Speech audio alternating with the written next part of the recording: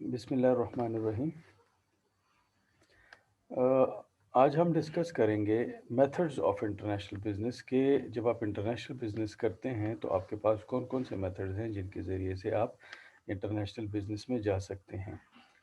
तो सबसे जो पहला मेथड और सबसे ईज़ी मेथड जिसमें इन्वेस्टमेंट भी कम होती है और जहाँ पे रिस्क भी कम होता है वो है international trade. International trade means import and export. आप कोई आपके पास कोई प्रोडक्ट है और सिंपली आपने उसको एक्सपोर्ट कर दिया, या कोई रॉ मटेरियल है किसी और मुल्क में है, या कोई और चीज़ है, कोई प्रोडक्ट है, वो आप इंपोर्ट कर लेते हैं, कहीं और से बाय कर लेते हैं। Import means to buy in international market and export means कि आप दूसरे मुल्कों को सेल कर रहे होते हैं। तो सबसे ईज़ी और सबसे जो लेस रिस्की प्रोजेक्ट है या मेथड है वो है इंटरनेशनल ट्रेड का। इंटरनेशनल ट्रेड आप डायरेक्टली भी कर सकते हैं, इनडायरेक्टली भी कर सकते हैं। डायरेक्टली मीन्स कि आप खुद ही दूसरी कंट्री में उस अपने प्रोडक्ट को खुद ही हैंडल करते हैं, फाइनल कंज्यूमर तक आप खुद ही हैंडल करते हैं उसको। और इनडायरेक्ट ट्रेड ये है कि कोई ट्रेड एजेंट है वहाँ पे आपका, कोई किसी और मुल्क में, आप उसको अपना प्रोडक्ट जो है वो हैंड ओवर कर लेते हैं और वो आपके प्रोडक्ट को उस मुल्क में हैंडल करता है। दूसरा मेथड जो है वो लाइसेंसिंग का है। Licensing allows a firm to provide its technology in exchange for a fee or some other benefits. Licensing में क्या होता है कि आप किसी और कंपनी को, फर्ज कर लें आप कंट्री ए में हैं और कंट्री बी में आप अपना बिजनेस स्टार्ट करना चाहते हैं, तो आपने वहाँ पे कोई एक्स कंपनी है, उनको लाइसेंस इशू कर दिया। एक्स है या वाई कंपनी है, उसको अपना लाइसेंस इशू कर दिया। अब उस लाइसेंस में आप उनको अपनी टेक्नोलॉजी दे रहे हैं, आप उनको अपने पैटेंट राइट्स दे रहे हैं, आप उनको कॉपीराइट्स दे रहे हैं, आप उनको सारे राइट्स दे रहे हैं, और उसके बदले में आपको क्या मिल रहा है? कोई पीरियोडिक या पर यूनिट परसेंटेज फ़ी आपको मिल रही है, या कोई और बेनिफिट आपको मिल रहा है। यहाँ पे क्या हुआ कि आपका प्रोडक्ट जो है वो बी कंट्री में चला गया, लेकिन इन्वॉल्वमेंट किसी और की है।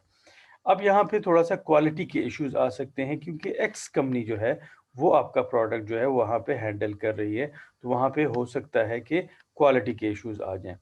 फिर थर्ड मेथड है हमारे पास फ्रेंचाइज़िंग का। फ्रेंचाइज़िंग में क्या होता है?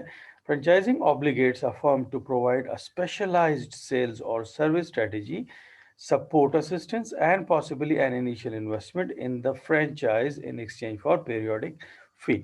अब फ्रेंचाइज और लाइसेंस जो हैं ये तकरीबन एक जैसी चीज़ है। फ्रेंचाइज भी एक is a type of licence, लेकिन फ्रेंचाइज में क्या होता है कि फ्रेंचाइज में मैक्सिमम कंट्रोल होता है आपके पास। यहाँ भी मैंने बात की लाइसेंसिंग में कि लाइसेंसिंग में क्वालिटी इश्यूज आ जाते हैं, लेकिन फ्रेंचाइजिंग में चूंकि आपके पास मैक्सिमम कंट्रोल होता है, आप उनको सेल्स एंड सर्विस स्ट्रेटजी भी प्रोवाइड कर रहे हैं, मतलब हर वक्त खुद देख रहे हैं।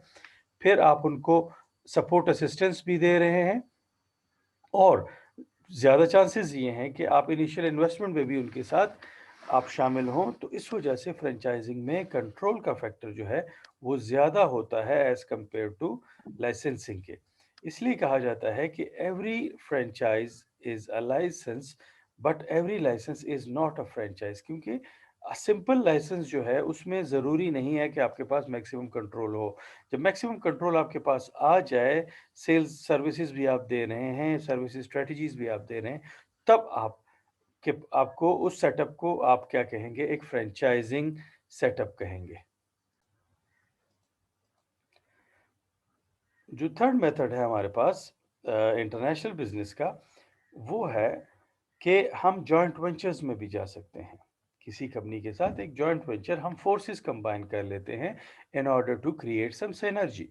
सिनर्जी का मतलब ये होता है कि जब मेरे पास एक स्पेशलिटी है और आपके पास एक स्पेशलिटी है, मतलब दो कंपनीज के पास दो अलग अलग स्पेशलिटीज हों, और उस स्पेशलिटीज को वो कंबाइन करें, फोर्सेस को कंबाइन करें, और एक बड़े इम्पैक्ट के साथ, एक बड़े फोर्स के साथ वो मार्केट में एंटर हो जाएं। Firms may also penetrate foreign markets by engaging in joint ventures। joint ventures आप कर लेते हैं, मतलब कि joint ownership and operations। कोई एक प्रोजेक्ट है, उसमें आपने joint venture कर लिया, दो कंपनीज मिलके एक प्रोजेक्ट पे काम कर रही हैं।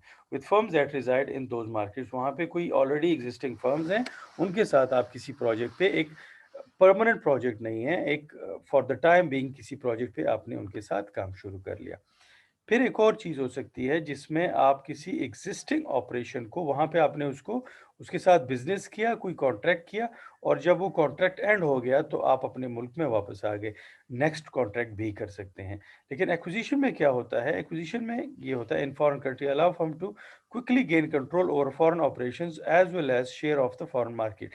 इसमें क्या होता है कि आप किसी फॉरेन फर्म को की एग्ज़िस्टिंग ऑपरेशंस को एक्वायर कर लेते हैं, मतलब कि उनको परचेज़ कर लेते हैं, उनके शेयर्स परचेज़ कर लेते हैं या उनके एसेट्स परचेज़ कर लेते हैं। इस तरीके से क्या होता है कि आपके पास उसका मुकम्मल कंट्रोल आ जाता है उस बिज़नेस का और बल्कि वो एक आपकी एक सब्सिडियरी की किस्म की बन जाती है, जिसके ऊपर आपका मैक्सिमम कंट्रोल रहता है। अब हम आ जाते हैं 5th मेथड की तरफ। 5th मेथड में अब हम वो एमएनसी वाली बात यहाँ पे करेंगे। बल्कि एक्विज़िशन में भी आप मल्टीनेशनल की तरफ जा सकते हैं। Firms can also penetrate foreign markets by establishing new foreign subsidiaries. Zero से स्क्रैच से आप एक नया बिज़नेस स्टार्ट कर लेते हैं। इसको कहते हैं ग्रीनफ़ील्ड इन्वेस्टमेंट करना। In general any method of conducting business that requires a direct investment, यहाँ पे आप डायरेक्ट इन्वेस्टमेंट कर रहे हैं। In foreign operation is referred to as direct foreign investment. इसको हम कहते हैं जब आप नई सब्सिडरी जो है ज़ीरो से एक सब्सिडरी स्टार्ट करते हैं और उसको ऊपर तक लेके जाते हैं और वो एक फुल फ्लेज्ड बिजनेस होता है उस कंट्री में, तो उसको हम कहते हैं डायरेक्ट फॉरेन इन्वेस्टमेंट कहते हैं। और जब आप डायरेक्ट फॉरेन इन्वेस्टमेंट करते हैं किसी और कंट्री में, तब आपकी कंपनी जो है वो एक मल्टीनेशनल कॉरपोरेशन बन जाती है। अब यहाँ पे क्वेश्चन आता है कि कौन-सा मेथड बेस्ट है? तो ज़रूरी नहीं है कि यहाँ पे अब आप देखें तो जो एस्टेब्लिशिंग न्यू फॉरेन सब्सिडरीज़ हैं, उसमें क्या होता है कि मैक्सिमम इन्वेस्टमेंट और मैक्सिमम रिस्क इसमें है, लेकिन मैक्सिमम रिटर्न भी यहाँ पे है। तो क्वेश्चन आता है कि ऑप्टिमल इंटरनेशनल मेथड कौन-सा है, बेस्ट इंटरनेशनल मेथड कौन-सा है? तो इसमें कोई वो नहीं है कि मैं आपको कहूँ कि direct foreign investment is the best method, नहीं, ऐसा नहीं है। या मैं आपको कहूँ कि joint venturing is the best method, नहीं, ऐसा भी नहीं है। अगर मैं आपको कहूँ कि इंटरनेशनल ट्रेड चूँकि रिस्क कम है, इन्वेस्टमेंट कम है, तो वो ज़्यादा बेहतर, नहीं, ऐसा कभी भी नहीं है। तो ऑप्टिमल इंटरनेशनल बिज़नेस मेथड में depend on the characteristics of the company कि आपकी ज़रूरत क्या है और आपकी बिज़नेस का नेचर क्या है, आप करना क्या चाह रहे हैं, उस पे आपका जो ऑप्टिमल इंटरनेशनल बिज़नेस मेथड का डिसीजन है, वो वहाँ पे डिपेंड करता है।